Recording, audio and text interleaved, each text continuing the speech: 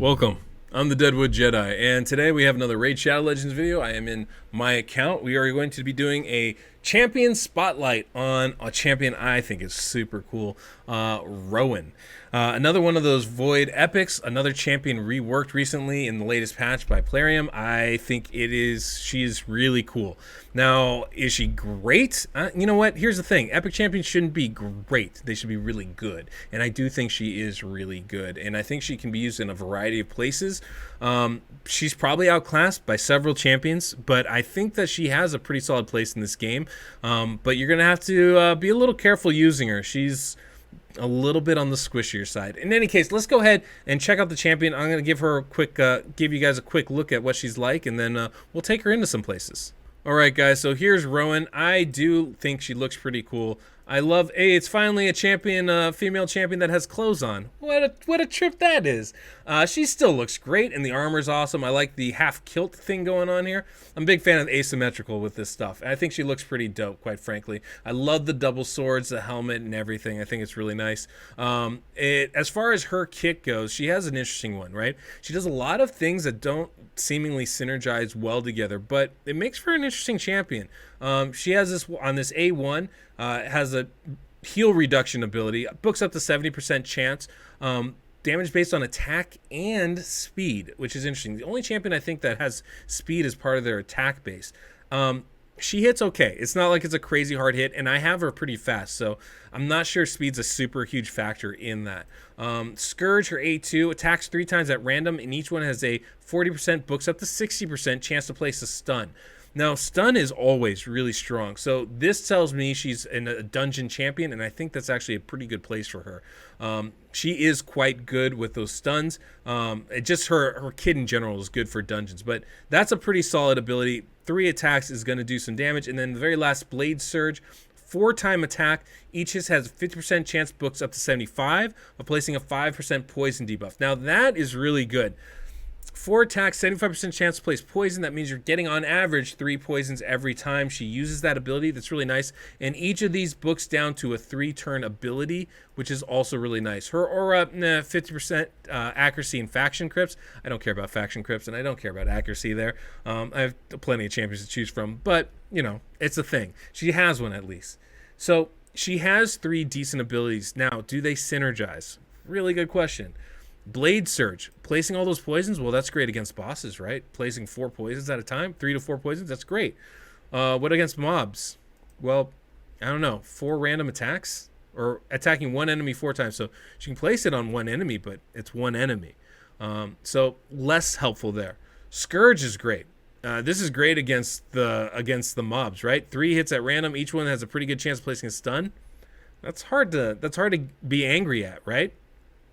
But that's the only AoE, and it's random. So and it's not everybody, it's just 3 attacks. So it's a little bit give or take, and stun's not going to help you against the boss. And slash, 1 enemy, 1 attack, heal reduction. Well, I mean, heal reduction's cool and all, but it's not exactly a game changer, right? There's only one place where I find heal reduction useful. That's Fire Knight. Of course, Rowan is very good against Fire Knight. So there are some positives there. As far as artifacts, how I have her booked, I have her with really high attack, really high speed, good crit rate, damage, and some accuracy as well. Her defense is low, HP is okay. Now, I have her built primarily for a clan boss team that I'm going to be running with her. So that's really where her strength is right now. If I were building her for dungeon, I would probably lose a little bit of attack, try to build in a little bit more defense, or pair her with people that are going to nuke the heck out of waves. As far as masteries go, I did just re-kit her. Now, like I said, I'm using her in clan boss, so we're not taking arcane celerity like I normally would. I would 100% do that if I were just using her for dungeons. Cycle of magic is good, so you get those skills back.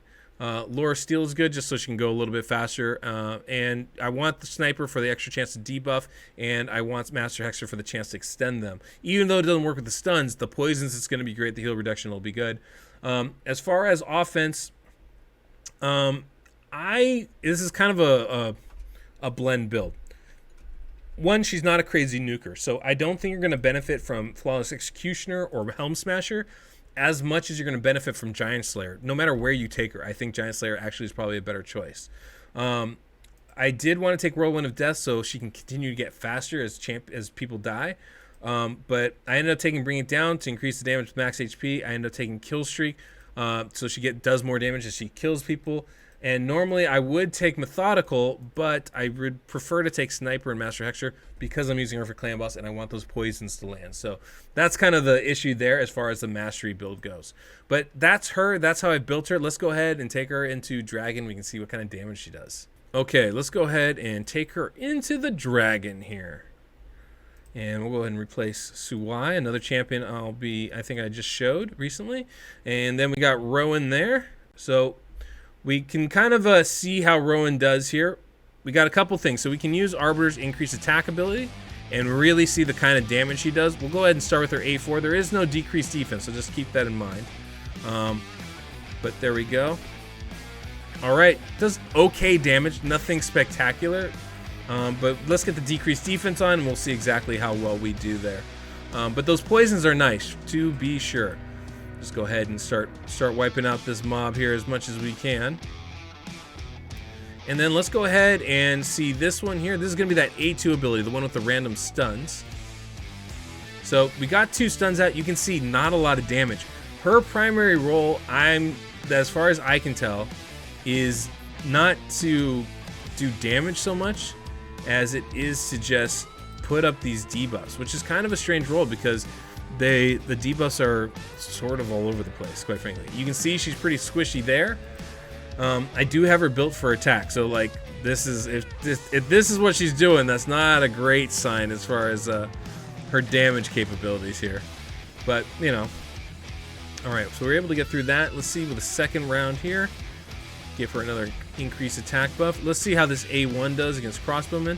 Does okay, 24k. It's not like the greatest thing in the world, but it does some work. So I think we can see here that she's so as far as like dealing damage. So I have my Rowan built in heavy attack, and I think we're gonna see the benefits of that when we face the clan boss. You'll be able to see a little bit more of the damage she can do in that.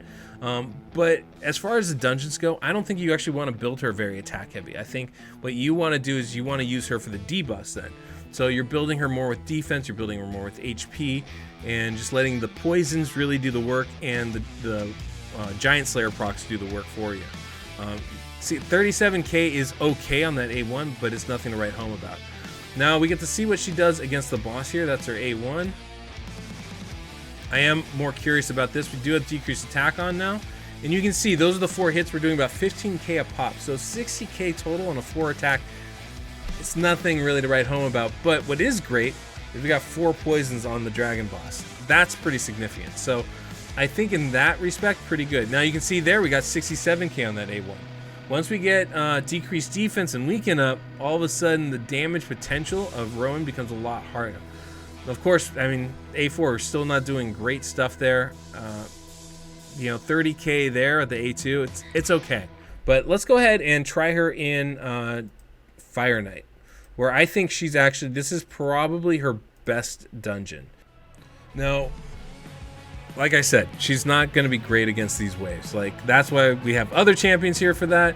That is not going to be Rowan's strong suit. She can do damage, clearly, as you can see, but I mean, 12k it's not impressing anybody. Certainly isn't impressing me or you, but we'll see how this plays out as it goes along here.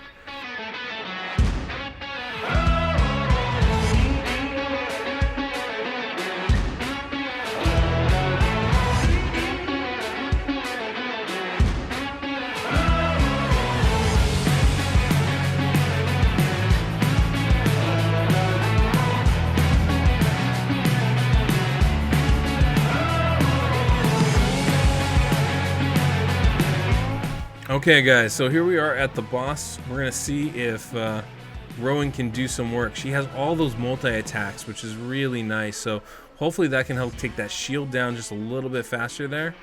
Although she seems to only want to do her A1, which is more than a little annoying.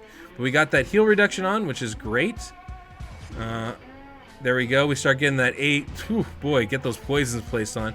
Interesting that she's not using those multi-attacks before then. Because everything is on a 3-turn cooldown, we shouldn't be waiting that long for him. But she did wait for the shield to block, but she's very happy to put those poisons on, so that's great. With Lysandra there, we don't have to worry about the shield coming back up. And with her, I have her very fast, so she's able to get those attacks pretty quickly. But you can see she's effective against Fire Knight. I think I want to see it without Lysandra, where she really has to break down the shield and see how that works. I'm a little less convinced that it's going to be a winner. So we'll take a look at that here in a second. Alright guys, so here we are. We are at the Fire Knight. I do want to see exactly what she's doing here. She does use that A1. I'm kind of afraid maybe I didn't book her on accident. That would be silly. There you go. So she will use her A3 ability on the shield. Just needed to come up is all. Yeah, pretty significant. That gets us through that shield so much faster than it would otherwise.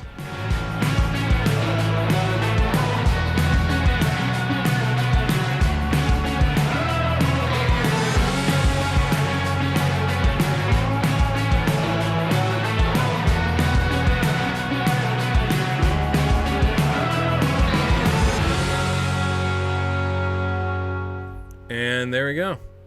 Pretty successful, I think. So she can do some work for sure. So that's Rowan, guys. I think I would like to show her now in Clan Boss for you. This is another spot where I think she actually has some functionality. Now, I don't think she's going to be good for Arena, so I'm not even going to try her there. Though she does have the stun, but the heal reduction single target, the poison single target, it just doesn't scream to me, oh, this is an Arena champion. Kind of the opposite, quite frankly. But she can clearly be used in dungeons. Putting up those poisons on that A3 is pretty strong and comes up pretty quickly because it's only a 3-turn cooldown. The heal reduction is really nice, as is the stuns for the wave. So not a great dungeon wave champion, but especially good for Fire Knight, and I think that's pretty much the one spot I would keep her in. If you don't have a lot of champions leveled up, I know she wouldn't be my first, but I think once you get a pretty decent stable, if you're really struggling with Fire Knights, I think she might be a good person to level up and get you to that spot.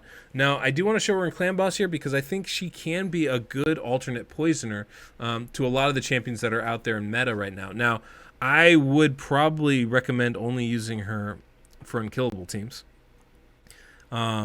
Outside of that A3 ability, nothing really else helps, and she has really low base defense, so it's hard to kit her out.